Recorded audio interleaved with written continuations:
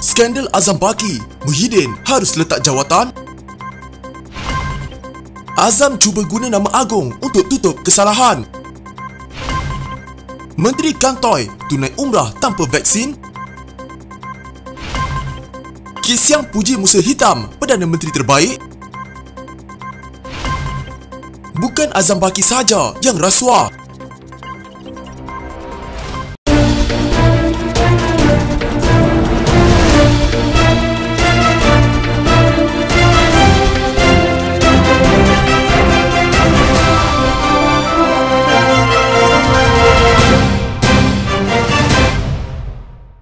Timbalan Pengerusi Badan Perhubungan UMNO Johor, Datuk Nur Jazlan Mohamad menempelak tindakan Tan Sri Muhyiddin Yassin yang mengambil sikap lepas tangan termasuk dalam isu pelantikan Ketua Pesuruhjaya Suruhanjaya Pencegahan Rasuah Malaysia SPRM. Nur Jazlan berkata, pelantikan Tan Sri Azam Baki adalah salah satu episod kegagalan Muhyiddin selepas gagal menjalankan amanah sebagai Perdana Menteri ke-8 dan Pengerusi Majlis Pemulihan Negara. Katanya kegagalan demi kegagalan yang dialami Muhyiddin itu jelas membuktikan bahawa Presiden Parti Pribumi Bersatu Malaysia itu tidak layak lagi diberi sebarang tanggungjawab atau jawatan. Kata Nur Jazlan yang juga Ketua UMNO bahagian Pulai, Muhyiddin sepatutnya meletakkan jawatan sebagai pengerusi MPN dan Presiden Bersatu disebabkan kegagalan-kegagalan itu jika benar-benar berjiwa besar. Sudah cukup banyak kegagalan yang Muhyiddin alami. Saya nasihatkan beliau baik berundur secara baik dan jangan tunggu orang turunkan dia. Bagi saya, jika dia meletakkan jawatan sekarang ini, saya percaya rakyat akan puji tindakan berjiwa besar seumpama itu,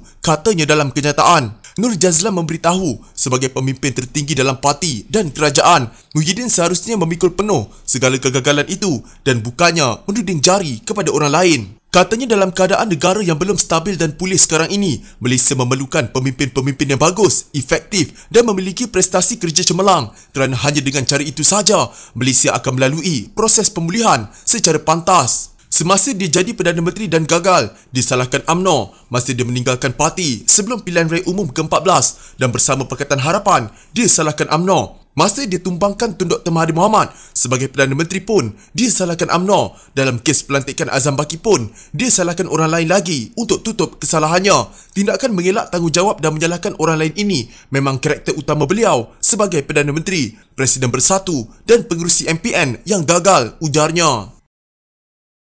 Di sebalik tekanan segenap penjuru, Ketua Pesuruhjaya Suruhanjaya Pencegahan Rasuah Malaysia SPRM, Azam Baki berkata dia tidak akan berundur dari jawatan disandang. Katanya tiada mana-mana pihak boleh menamatkan tugasnya selain daripada Yang di-Pertuan Agong Al-Sultan Abdullah Riayatuddin Al-Mustafa Billah Shah. Saya dengan tegas dan tetap dengan pendirian teguh saya untuk tidak meletakkan jawatan kerana tidak ada keperluan untuk saya berundur. Hanya seorang individu yang paling layak dan boleh menamatkan tugas saya adalah Yang di-Pertuan Agong. Selain daripada itu, saya tidak mahu ambil peduli dengan apa jua tuntutan yang mahu diperjuangkan oleh pihak-pihak tertentu. Azam dipetik sebagai berkata kepada Sinar Harian pada Selasa. Azam berdepan desakan supaya bercuti dan meletakkan jawatan susulan pemilikan jutaan saham termasuk yang dibeli adiknya, Nasir, menggunakan akaunnya. Pengkritik berkata jumlah itu melebihi angka yang dibenarkan kepada penjawat awam selain mempersoalkan sumber keuangannya.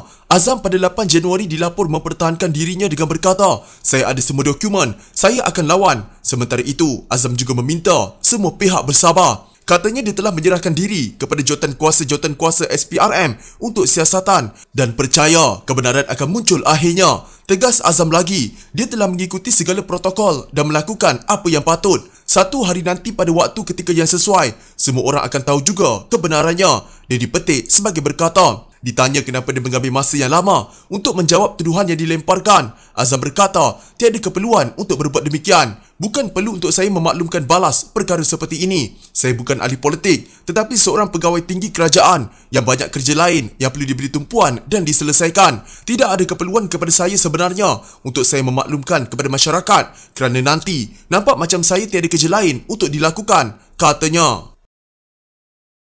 Pendakwah bebas dikenali sebagai Abu Syafiq menempelak Menteri di Jabatan Perdana Menteri Idris Ahmad kerana menggesa pihak berkuasa menyiasat dan mengambil tindakan terhadapnya kerana membawa jemaah yang tidak divaksinasi menunaikan umrah. Abu Syafiq dalam satu hantaran video di laman media sosialnya berkata, ahli Dewan Negara itu juga perlu berhati-hati dalam membuat sebarang kenyataan berhubung perkara tersebut. Hal itu kerana katanya, selain dia, terdapat juga individu dalam kerajaan yang turut menunaikan ibadah umrah itu namun tidak mendapatkan vaksin terbabit. Menurut Abu Syafiq, mereka termasuk Menteri Alam Sekitar dan Air, Tuan Ibrahim Tuan Man. Saya ingin menjawab Menteri Agama, Ustaz Idris Ahmad. Kononnya nak siasat saya sebab saya tak vaksin MM, iaitu meningococcal meningitis. Vaksin MM ini adalah vaksin yang dapat buku warna oranye, warna kuning itu. Hati-hati buat kenyataan, ada beza vaksin MM dengan vaksin yang lain. Tuan Ibrahim Tuan Man, pemimpin PAS, orang yang bersama Menteri Agama sekarang. Bahkan Tuan Ibrahim Menteri Alam Sekitar. Beliau sewaktu banjir sebelum ini datang buat umrah, tak ada vaksin MM, dakwanya.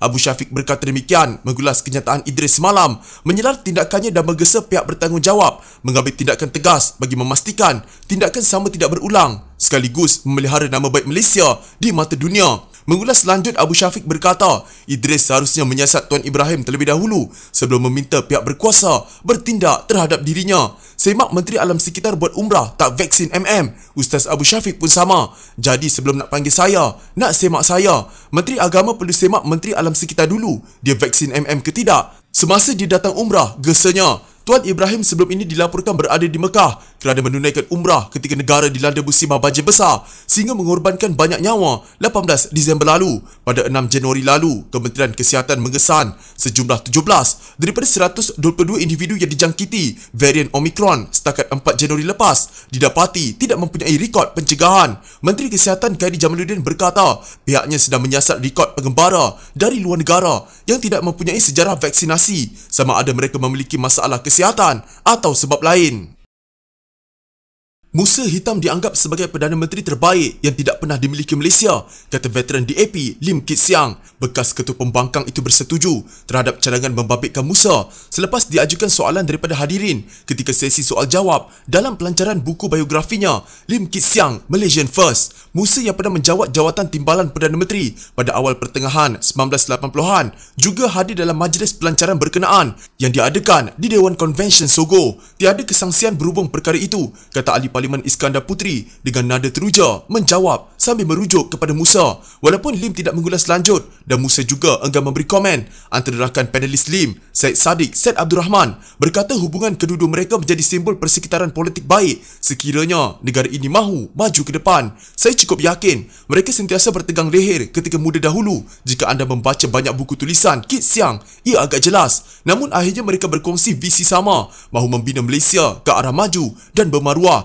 Sekarang mereka boleh duduk, makan bersama dan bersantai. Inilah suasana politik yang kita patut beri tumpuan, kata ahli Parlimen MUA dan Presiden muda itu. Musa berkhidmat di bawah pentadbiran Dr. Mahathir Mohamad bermula 1981 hingga 1986. Namun bersara susulan krisis kepimpinan UMNO pada 1987, beliau seangkatan dengan Tengku Razali Hamzah atau Tim B yang mana kalah kepada Tim A, pimpinan Mahathir dalam pemilihan parti pada tahun sama. Tengku Razali kemudian menubuhkan semangat 46, tetapi tidak bagi Musa yang enggan kembali ke arena politik, malah terjun ke dunia korporat. Rakyat tidak sepatutnya hanya menumpukan isu melingkari Ketua Pesuruhjaya Pencegahan Rasuah Malaysia SPRM Azam Baki, malah melihat gejala rasuah membelenggu negara ini secara lebih meluas. Justru Ketua Pembangkang Anwar Ibrahim menggesa suatu gerakan rakyat menyuarakan pandangan mereka berhubung isu rasuah melanda ketika ini. Beliau berkata, isu rasuah dalam negara kini semakin membimbangkan, bukan sahaja mengenai kes Azam yang dikaitkan dakwaan pemilikan saham, tetapi isu rasuah lebih besar seperti kertas Pandora, konsesi Spenco Sdn Bhd dan Digital Nasional Berhad DNB perlu diberi perhatian. Rencana oleh tokoh politik tertentu dan ahli-ahli korporat yang sekongkol begitu mendesak. Kita sibuk dengan Azam Baki, mereka sibuk dengan luluskan projek, katanya dalam satu video di Facebook yang membicarakan isu-isu semasa. Dalam pada itu, Anwar juga menggesa rakyat melihat masalah rasuah itu sebagai bencana dan jenayah yang akan menyebabkan rakyat terutama golongan miskin terus derita. Bukan sahaja projek besar, ketirisan berlaku termasuk dalam projek rakyat biasa. Subsidi minyak pun ada ketirisan, bantuan rakyat ada ketirisan. Ini disebut Ketua Audit Negara tahun demi tahun, katanya. Anwar juga berkata, isu Azam itu dilihat sebagai satu perkara serius kerana membabitkan institusi negara. Kami menggesa Azam berundur, sementara bagi membolehkan siasatan bebas berjalan. Tak mungkin ada siasatan bebas sekiranya dikendalikan oleh jabatan sama. Semua tahu, saya tidak cadang untuk menghukum, tetapi hormati proses. Ini tak berlaku, katanya.